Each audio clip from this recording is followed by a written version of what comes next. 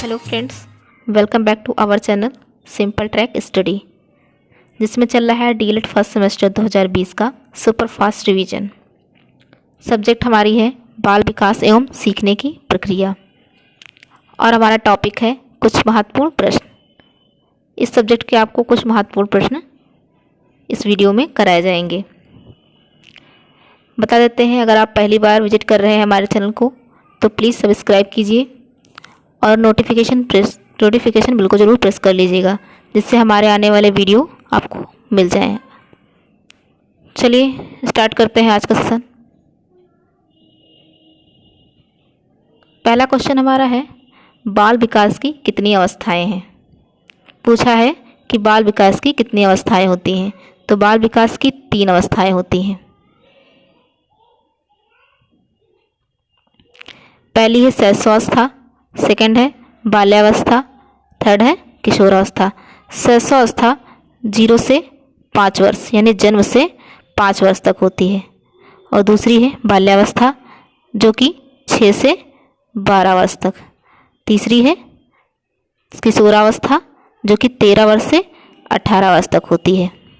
तो ये क्लियर हो गया होगा आपको कि बाल विकास की 3 अवस्थाएं होती हैं, शैशवावस्था, बाल्यावस्था और किशोरावस्था। नेक्स्ट देखते हैं, तीव्र गति से शारीरिक विकास किस अवस्था में होता है। तीव्र गति से यानी तेजी के साथ किस अवस्था में हमारा तेजी के साथ विकास, शारीरिक विकास होता है। तो शारीरिक विकास हमारा तीव्र गति से शैशवावस्था में होता है। जन्म से 5 वर्ष तक की जो अवस्था होती है उसमें हमारे शरीर का विकास बहुत तेजी से होता है। नेक्स्ट देखते हैं, आत्माभिव्यक्ति का सबसे उत्तम साधन क्या है। आत्माभिव्यक्ति का सबसे उत्तम साधन क्या है, तो वो है मातृभाषा। नेक्स्ट, सुनने, बोलने, पढ़ने व लिखने का, यहाँ पे गलत है, का कौशल किसके अंतर्गत आता है। सुनने के लिए, बोलने, पढ़ने, लिखने के लिए हमें भाषा ज्ञान का होना बहुत ही आवश्यक है। तो इसका आंसर हो जाएगा भाषा ज्ञान के अंतर्गत आता है। नेक्स्ट है, जीवन का सबसे महत्वपूर्ण और जटिल काल कौन सा है। सबसे महत्वपूर्ण और जटिल यानी कठिन और सबसे ही इम्पॉर्टेंट, तो हमारा है किशोरावस्था। ये जो अवस्था होती है ये हमारी सबसे महत्वपूर्ण और जटिल है। नेक्स्ट देखिए, नेक्स्ट है, आत्मसम्मान की भावना का विकास किस अवस्था में देखा जाता है। अपने सम्मान की भावना, तो वो हमारी अवस्था किस अवस्था में, किशोरावस्था में देखी जाती है, आत्मसम्मान की भावना। नेक्स्ट है, कल्पना की प्रधानता किस अवस्था में देखी जाती है। कल्पना यानी इमेजिनेशन किशोरावस्था में देखी जाती है। नेक्स्ट है, घनिष्ठ मित्र बनाने की प्रवृत्ति तथा विषम लिंगी प्रेम की भावना किस अवस्था में पाई जाती है। घनिष्ठ मित्र यानी बेस्ट फ्रेंड बनाने की प्रवृत्ति और एक दूसरे के प्रति अट्रैक्शन की भावना हमारी किशोरावस्था में ही देखी जाती है। नेक्स्ट है, किस उम्र में बच्चों की ज्ञानेंद्रियों का विकास होता है। तो जब बच्चे 5 वर्ष की आयु में होते हैं तो उनकी ज्ञानेंद्रियों का विकास होता है। नेक्स्ट है, किस अवस्था में बच्चा अधिक कल्पनाशील होता है। तो बाल्यावस्था में बालक सबसे अधिक कल्पनाशील होता है।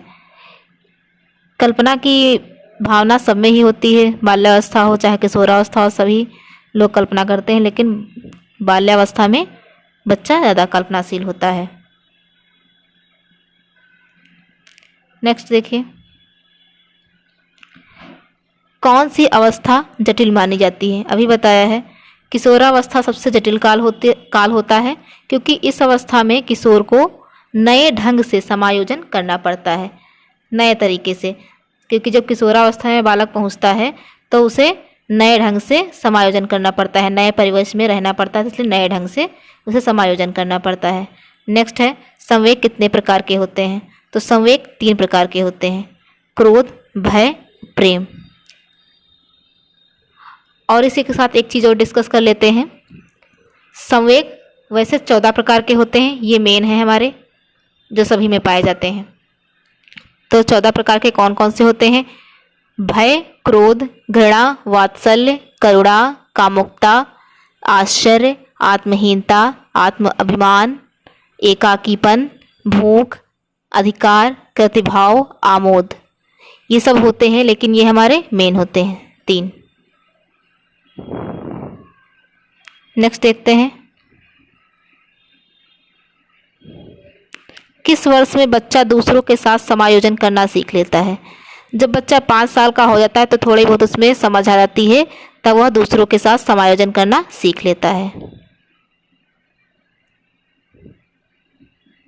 नेक्स्ट देखते हैं, किस अवस्था में बालक विपरीत लिंग के प्रति आकर्षित होता है?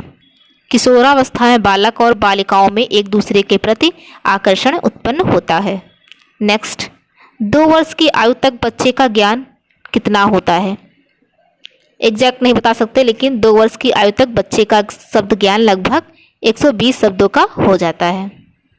नेक्स्ट, भाषा विकास के 3 सिद्धांत लिखिए। पहला सिद्धांत देखिए, भाषा का विकास स्वतः हो जाता है। भाषा का विकास स्वतः हो जाता है, अपने आप ही हो जाता है। फिर सेकंड है, भाषा वातावरण से सीखी जाती है। जो हमारे चारों परिवेश होता है, वातावरण होता है, उसी से भाषा सीखी जाती है। थर्ड पॉइंट है, भाषा अनुकरण द्वारा सीखी जाती है। जो आसपास के लोग बोल रहे होते हैं उसी को देखकर ऐसे ही वातावरण से भाषा सीखी जाती है, यानी भाषा स्वतः ही सीख ली जाती है। अनुकरण से एक दूसरे को देखते हुए भाषा सीख ली जाती है। नेक्स्ट और लास्ट क्वेश्चन है, कल्पना किसे कहते हैं? कल्पना यानी इमेजिनेशन किसे कहते हैं? पूर्व ज्ञान के आधार पर नवीन रचना, ऐसे हमारा पुराना कोई ज्ञान होता है, उसी के आधार पर हम जब नई रचना का निर्माण करते हैं, कोई नई रचना करते हैं, तो उसे हम कल्पना कहते हैं। आई होप आज का वीडियो आप लोगों के लिए वेरी हेल्पफुल रहा होगा और इससे बहुत ही अच्छी जानकारी मिल गई होंगी आप लोगों को। तो मिलते हैं नेक्स्ट वीडियो में इसी के साथ। Thank you, keep watching, keep loving.